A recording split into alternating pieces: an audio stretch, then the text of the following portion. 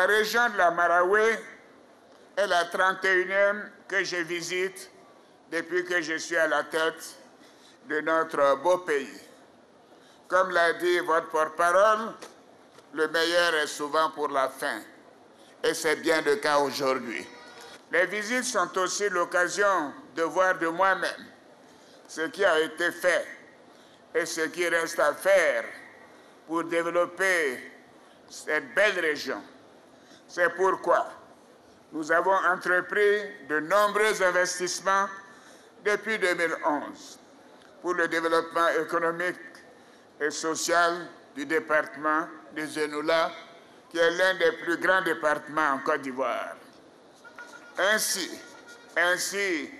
des dizaines de villages, exactement 48, ont été électrifiés dans le département depuis 2012. Ce matin, nous avons effectué la mise sous tension de 3 autres villages et des quartiers, Basra 1, Basra 2 et Klazra.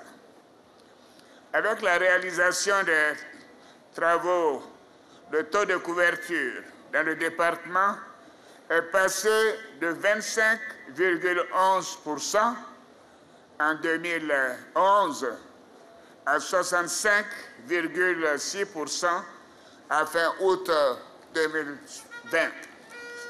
C'est vous dire à quel point ce département était dans l'obscurité. Notre objectif est de parvenir à un taux de couverture de 80% à fin 2020.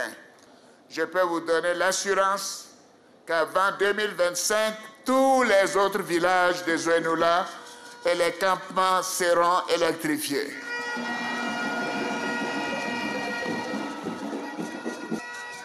Je sais également que la question de l'eau est une réelle préoccupation dans cette belle région.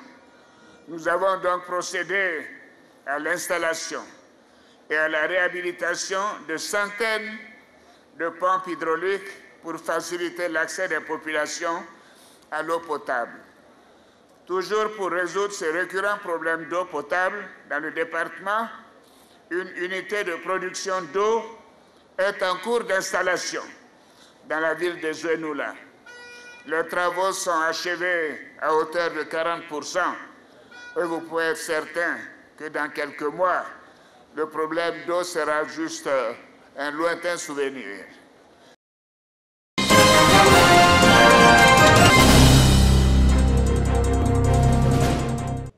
Les pays de la CEDEAO sont en réflexion à Abidjan sur la question des risques climatiques en milieu urbain. Il s'agit pour eux de faire l'état des lieux et trouver des solutions. Cette rencontre d'échange et de partage d'expériences y contribuera fortement. Ce qu'il faut faire, c'est avoir la recherche qui soit un moyen, un outil au développement.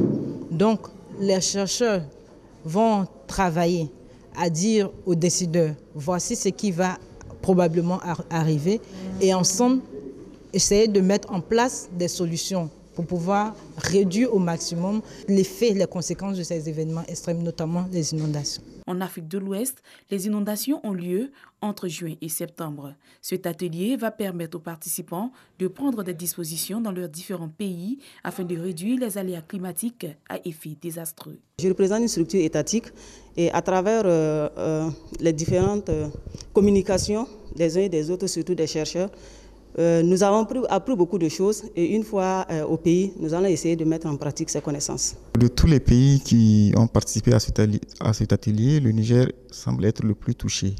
Parce qu'à la date du 12 septembre, nous étions à 431 000 personnes touchées pour 72 cas de décès. Cet atelier, ce n'est pas un de plus. Il va permettre certainement de faire un lien entre le milieu de la recherche, auquel j'appartiens aussi, et l'opérationnel. Pour le ministère de l'Environnement et du Développement durable, la question des inondations en Côte d'Ivoire reste un défi à relever. Cet atelier se tient sur 2 jours et enregistre la participation de plusieurs pays, dont le Sénégal, le Niger et le Burkina Faso.